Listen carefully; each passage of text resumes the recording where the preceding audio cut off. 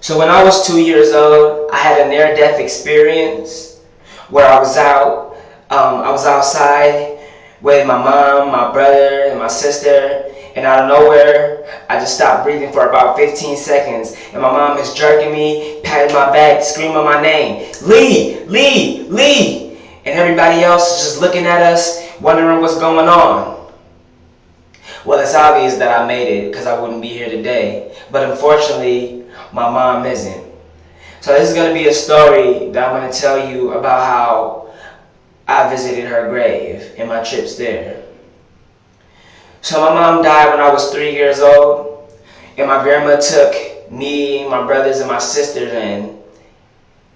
And even though we were young, she knew that once we grew up, that we would start to understand death and that we would need each other for support. See, the first story I remember when I was young is that my brother's telling me that my mom had came and visited them while they were sleeping, and she wanted them to tell us all that she loved us.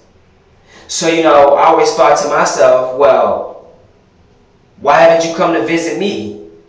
And for years and years and years, I asked that question, but never got an answer. So then I forgot about it. Growing up, it was hard for me to make relationships with people, to let people even get close to me. I never really talked to anybody, kind of kept my distance, and I was a little bit mean. I soon came to realize, after having to grow up so quickly without a mom and a dad, that the reason why I was the way I was because of my mom, because I needed her. So then it was that I started to become curious about her. And I said to myself that I need to start visiting her grave. So that ninth grade year was the first year that I made it a tradition. And I also asked my brother about the time when my mom came and visited him, and he told me that I had understood that wrong, that it wasn't a dream, that it was real life. He said that my mom came and got him and my brother and my sister out of the room and made them come sleep with her for the night.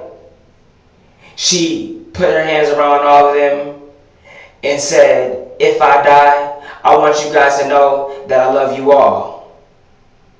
So that was one question that stuck in my head once I visited her grave, and I kept asking her over and over again as I pull the grass and you hear it trying to clear out her grave. And it was windy outside. It was actually pretty cold. Well, after I got in the car to leave, it started raining a lot, really hard, which really seemed to correspond with my emotions. And at the time, I took no notice to it. But see, one thing you should know is that every time after that I visited my mom's grave, it rained really hard. So my grandma had told me one time that my mom had gave me up when I was a little kid, before she died, and that she was trying to get back on the right track because she was on drugs and she knew she couldn't do it with me, and she wanted me to have a better life. And while she was trying to fix hers, she got caught up in some stuff. And after my grandma told me that, I felt like it was my job, being the youngest, her last, to fulfill her steps, to finish what she could not. So that's when I straightened up for my 11th and my 12th grade year and made the best of myself that I could. My 12th grade year, I kind of wanted to do this one just alone, not with my family. So I brought my girlfriend with me, and we get there searching for my mom's grave and can't find it.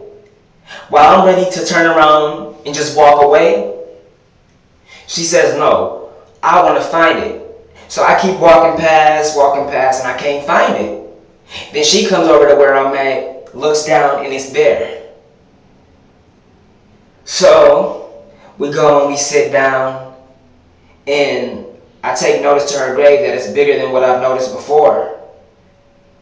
And I touch the words as my hands seek in through the middle in loving memory of, wishing that I had a memory of her. And the tears drop, and it hits the plaque, and you can hear just a little bit. So it's starting to get late, and we decide to go.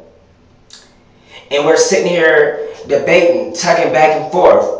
Should we go the way where the bus is, or should we go to the closest exit? I want to go to the bus. She wants to leave out the closest exit. Well, we decided to go the way that she suggested. And as we're walking along, I happen to look over to my right and see my grandma's family's grave that I've never noticed before.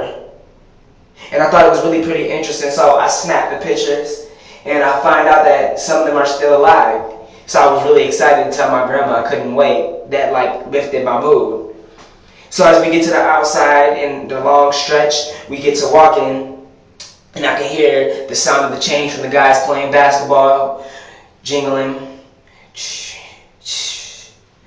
And then it starts to rain. But this is not the rain that I've always came in contact with. This rain is light, misty. Feels good on the skin. Cool breeze is just flowing by. And then the clouds start to come in really dark. And it's just this opening in the sky. This is the only opening where the sun is at. Brighter than ever, just shining down on me. So I was like, I gotta take this picture. No one's gonna believe it. So I take it and I snap. Take a couple pictures, put my phone away, and we continue to walk. And as we finally make it down the stretch, the bus is coming down the street, and it's shaking the ground, trying to keep it balanced. No, it wasn't that hard, but you can imagine the bus coming down. And the skies start to clear up a little bit. The clouds were still there, but it gets lighter. And I look over to the distance of where my mom's grave is at, and there's a rainbow shooting out over the sky. And that day, I felt like we connected.